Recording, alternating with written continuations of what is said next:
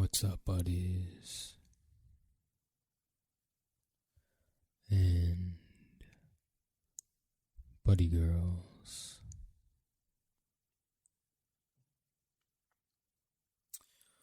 What is the Fermi Paradox? Well, the Fermi Paradox has evolved way beyond its namesake's original question. The story goes that in 1950, famous physicist Enrico Fermi was enjoying a pleasant luncheon with some fellow geniuses in the Los Alamos Jet Propulsion Lab cafeteria, while idly flipping through a New Yorker magazine. Between bites of Waldorf salad, or possibly a fluffernutter sandwich, Fermi pointed to a cartoon of aliens unloading some New York City garbage bins they'd collected from a foray to Earth. And casually Fermi asked, "Where is everybody?"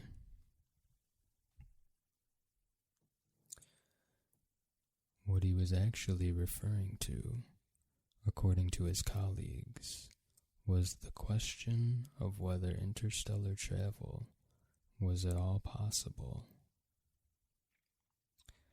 At the time, we hadn't even managed to leave our own atmosphere, and the moon landing, that was still 19 years off. So it was a fair question. Actually, it still is, isn't it?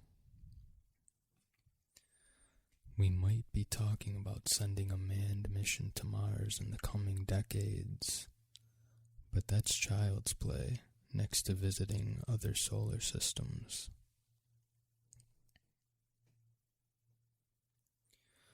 Using current rocket technology, we should be able to get to Mars in about 6 months. By contrast, the nearest star, Proxima Centauri, is 4.25 light years away. That doesn't sound so bad, except that a light year is, as the name suggests, how far light can travel in a year. And even when we hit the turbo boost in our fastest rockets, we're crawling compared to that. Hustling at our top speed, it would take us 73,000 years just to get next door. Cosmically speaking. Anyway, that's what Fermi was evidently getting at with his offhand lunchtime remark. But as the years elapsed, his question evolved as it was filtered through other scientists' ideas. In 1975, the astronomer Michael Hart alleged that the reason there aren't any aliens here is because they don't exist. If they did, he reasoned, they inevitably would have colonized the galaxy by now. Then, in 1977, an astrophysicist named David G. Stevenson said that Hart's statement could answer Fermi's question, which he officially dubbed Fermi's Paradox. The Fermi Paradox, as it's known today, goes something like this. Our universe could, quite possibly, have billions of Earth-like planets teeming with intelligent life?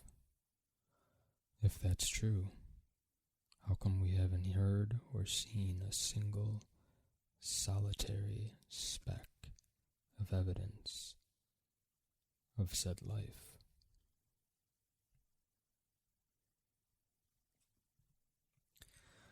Even if Enrico Fermi didn't actually pose this question, it's still an interesting one, and there are loads of possible answers. When the question is asked, usually something called the Drake equation is invoked.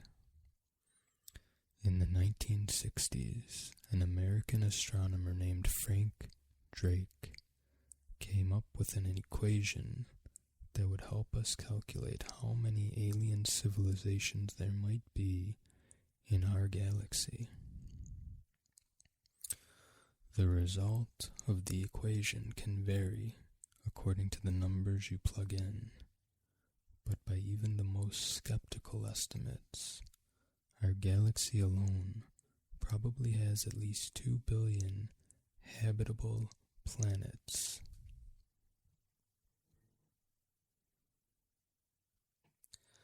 By habitable, astronomers mean planets in the so-called Goldilocks zone.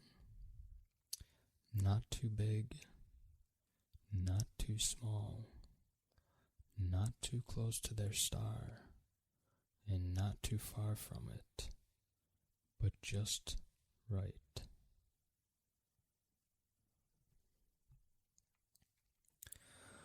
Of course, just because they're habitable doesn't necessarily mean they're inhabited. Life might or might not be likely under the right conditions. We just don't know.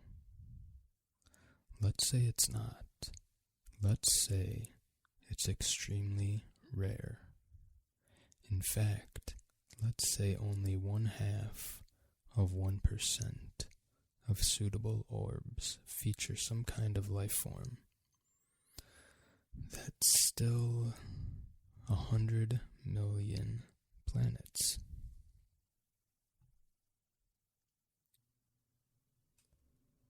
Of course, the next question is, how many of those potentially life-bearing planets evolve species capable of developing the technology necessary for communication and travel?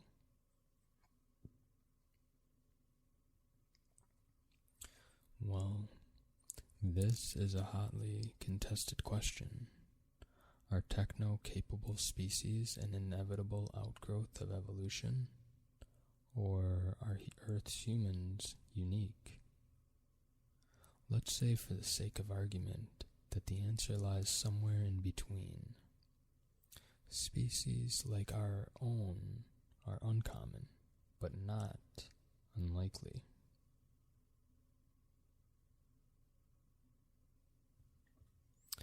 Even if there's only 1/2 of 1% chance of life evolving technologically savvy populations, that would mean there should be 500,000 other civilizations in our galaxy alone. And if you multiply that number by the quantity of galaxies that thought to be spinning around in the known universe,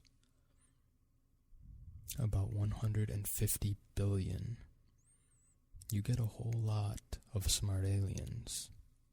So as Fermi said, where is everybody?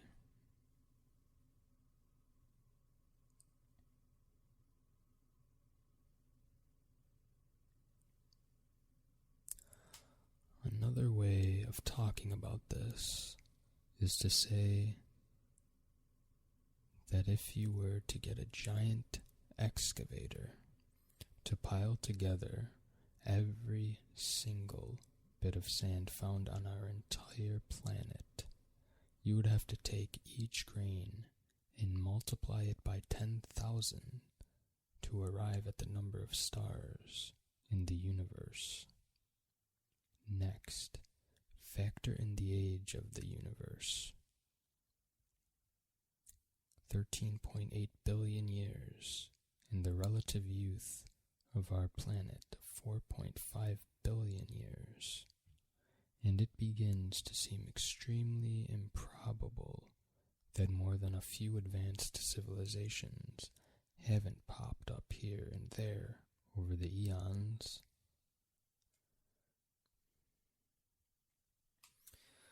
That said, as mentioned earlier, to achieve interstellar travel is no walk in the park. For starters, it would require access to vast quantities of power.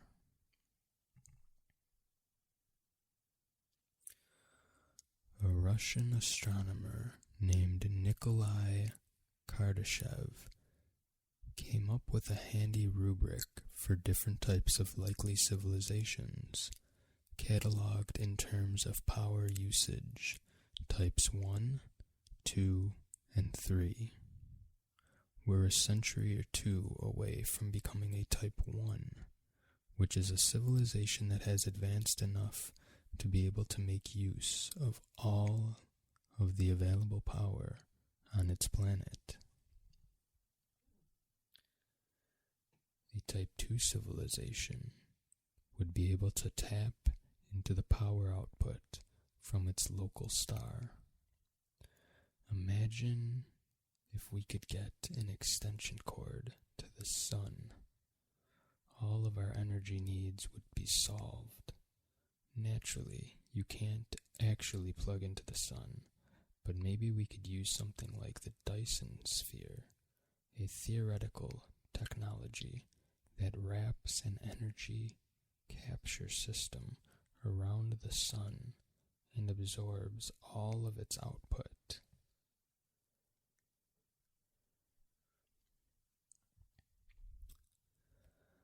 The astronomy world actually has been thrown into a tizzy by a sun known as Tabby's star, located in the Cygnus constellation, roughly 1,480 light years from here.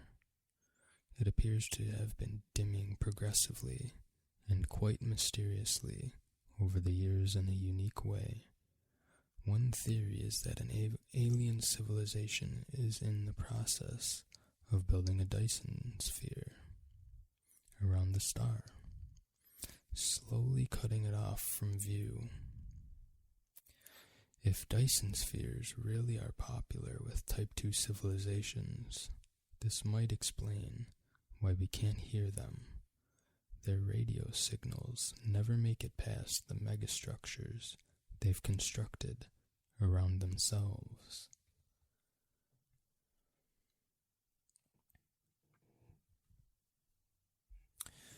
Moving on, a Type 3 civilization on Kardashev's scale would be able to harness the energy output of an entire galaxy.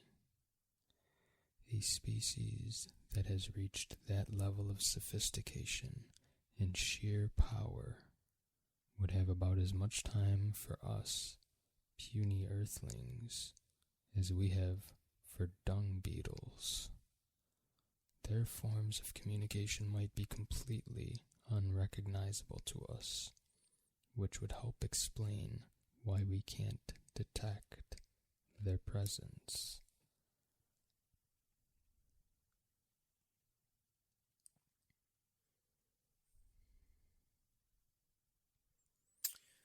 The Great Filter. Our solar system is middle-aged, which is an important factor in this discussion, because it means that there should be many, many solar systems with Earth-like planets out there that are much older than ours.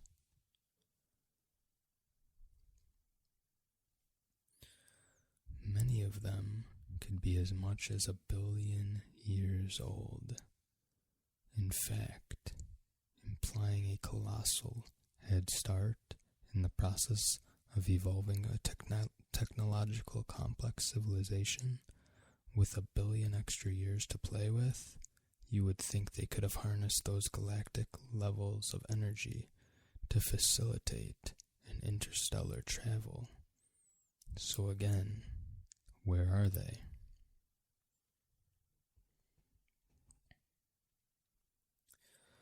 One of the best known explanations for the notable absence of aliens in these parts is something known as the Great Filter. The thought is that there might be some inevitable phenomenon baked into the cosmos that prevents life forms from developing to the point where they can communicate or travel across interstellar distances.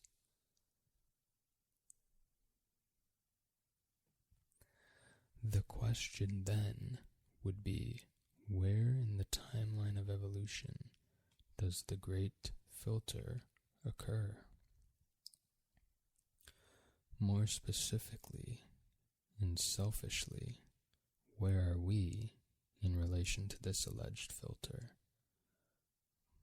Well, that depends entirely on the mysterious nature of the filter.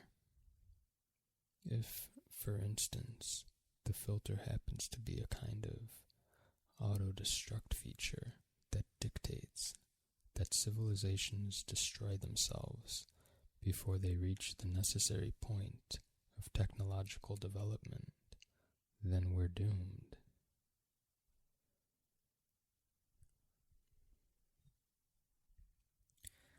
Taking a rosier view, the filter could occur earlier on the timeline.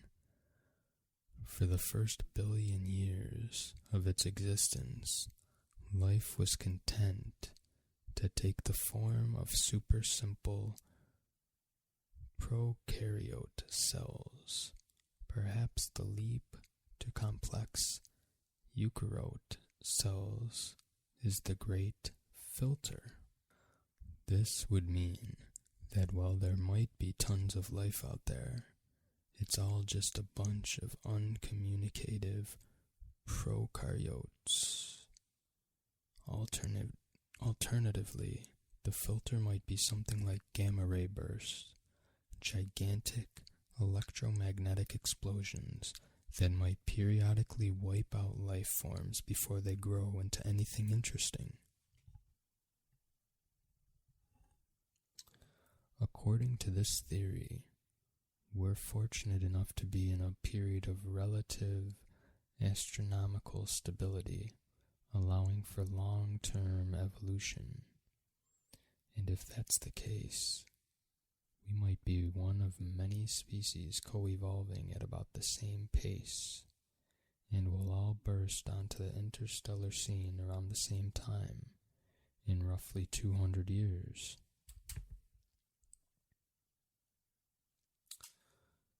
Turning gloomy again, it could also be next to impossible for life to occur, in which case we're just an outrageous fluke, a blue-green miracle lost in a vast, otherwise lifeless universe. That, of course, would mean that we're utterly and completely alone, and always will be.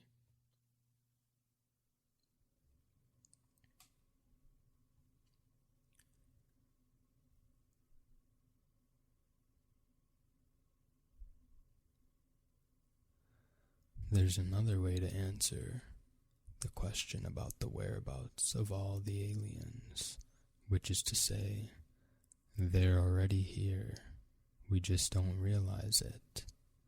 If there really is a civilization, or many civilizations out there that are 1 billion or so years older than us, they could very likely move around undetected, assuming that just because we can't see or hear them with our feeble technology, it means that they're not around, could be akin to standing on a hillside using a semaphore while everybody around us is Snapchatting on their smart electronic devices. Just because nobody waves their arms back at us doesn't mean they're not there. It means they're too busy staring at their devices to see us. Or maybe they do see us, but they're observing us without revealing themselves. We might be, for them, zoological curiosities worthy of scrutiny, but not intervention. If they're in Star Trek mode, they could be following a prime directive protocol, which prohibits them from interfering in the affairs of primitive civilizations such as our own.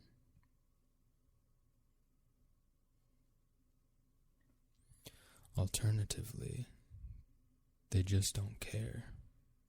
We're an inconsequential nothing in a remote corner of an ordinary galaxy. Theoretical physicist Michio Kaku has suggested that we might be akin to an anthill in Peru at the time Pizarro tramped by on his way to subjugate the Incas. In other words, irrelevant. Along the same lines, they could have already come, seen, gotten a look at our sorry, simian state, and left.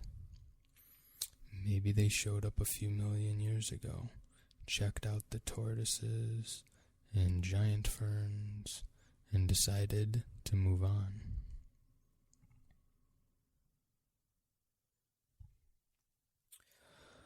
Or maybe these advanced aliens have transcended mortality and even material existence.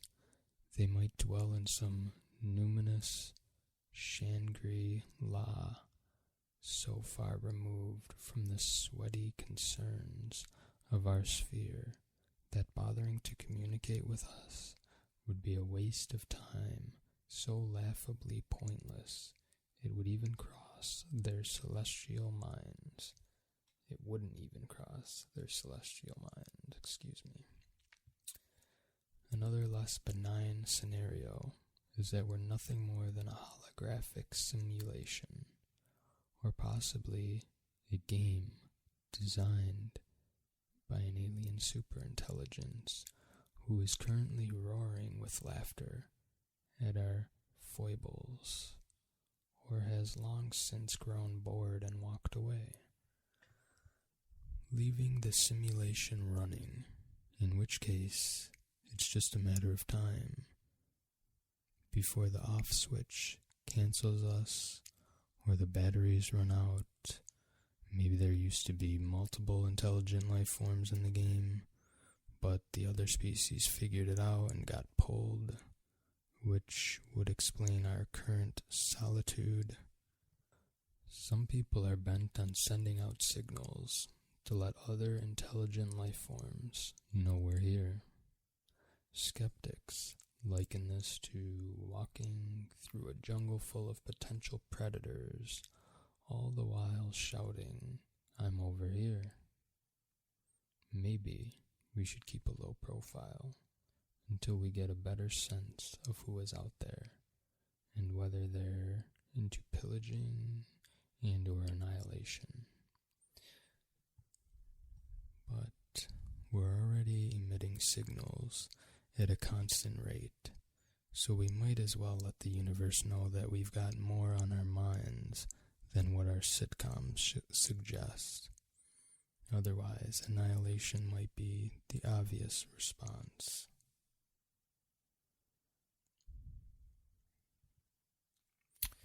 I hope this video helped you to understand the Fermi Paradox.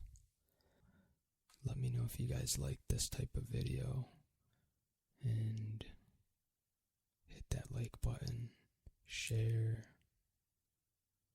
and subscribe if you haven't subscribed already.